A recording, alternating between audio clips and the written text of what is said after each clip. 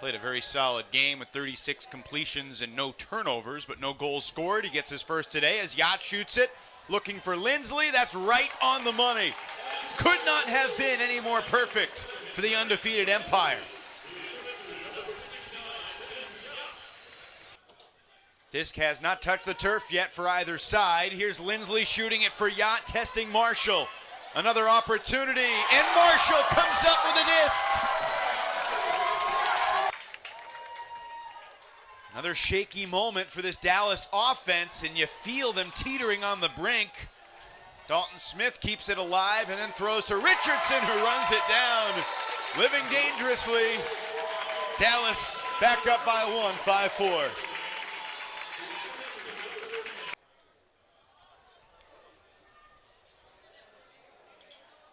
Roughnecks seem very content here to play patiently and let Dalton Smith drive the boat.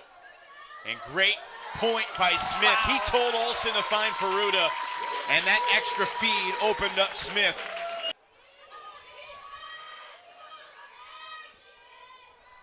Still only 2 turnovers in the game as the deep shot goes to Yacht, and he had tons of steps.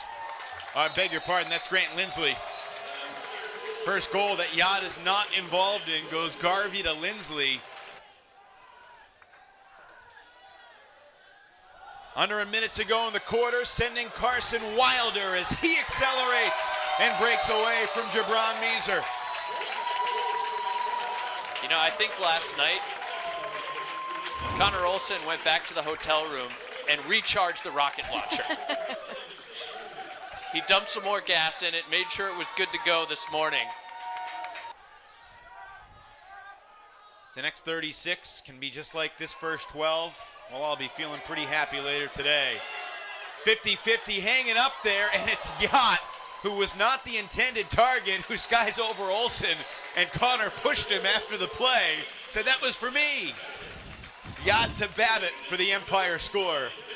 Who can do what they've been practicing on the practice field all season long? Garvey looking for Williams, who makes a tough one-handed lunging grab. And then shooting it for Lindsley into the corner. Jay Frood was there, and Lindsley sensed his presence.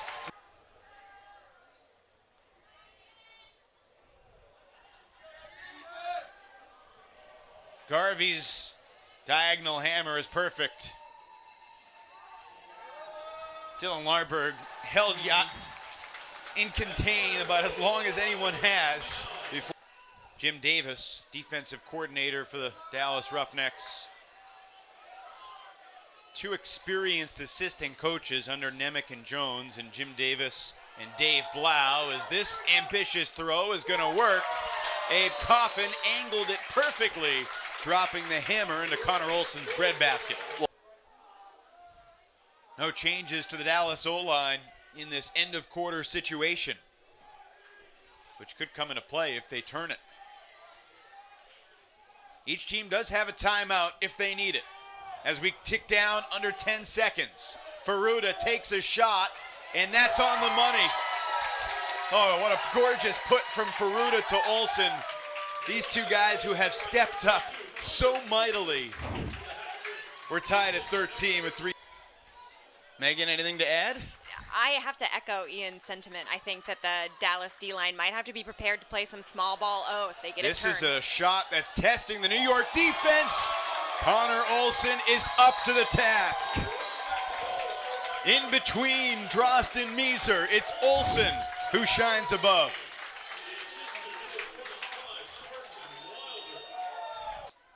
Three minutes gone in the third. Garvey scoobers to Cats. Oh, so casual.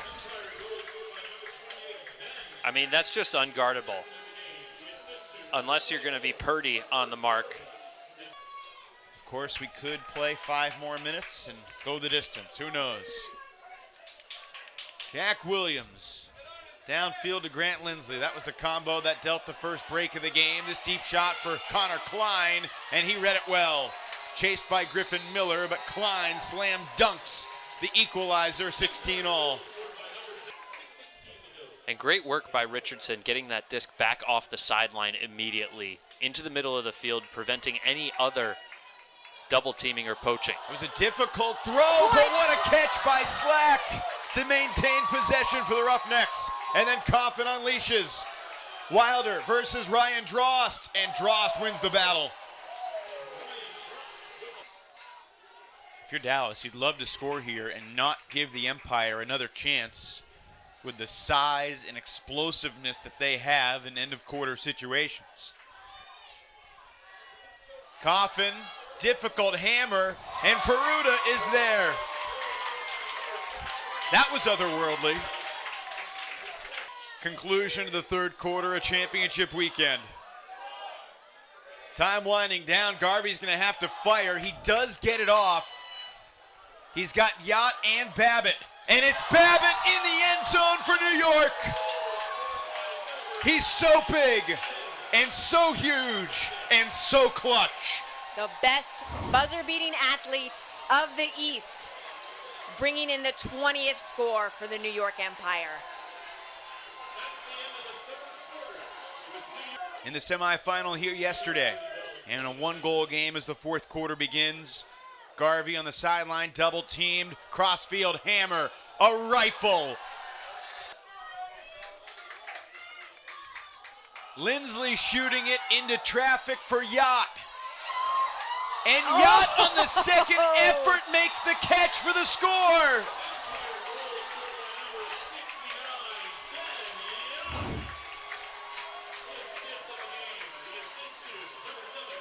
He is so incredible. Marshall and Reinhardt both right there. Marshall gets a piece of it. 18-year-old Tristan Yarder resets to the bidding Brownlee. And to the end zone, the Empire take their largest lead of the day. What a grab by Marquez Brownlee on the grand stage to keep possession alive.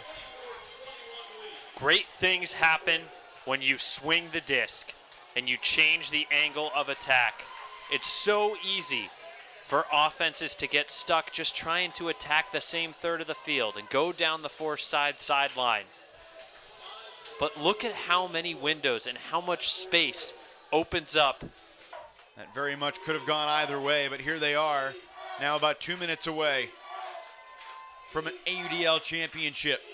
Leading by 2, Lindsley shoots it, Yacht. Can he score one more? You better believe it.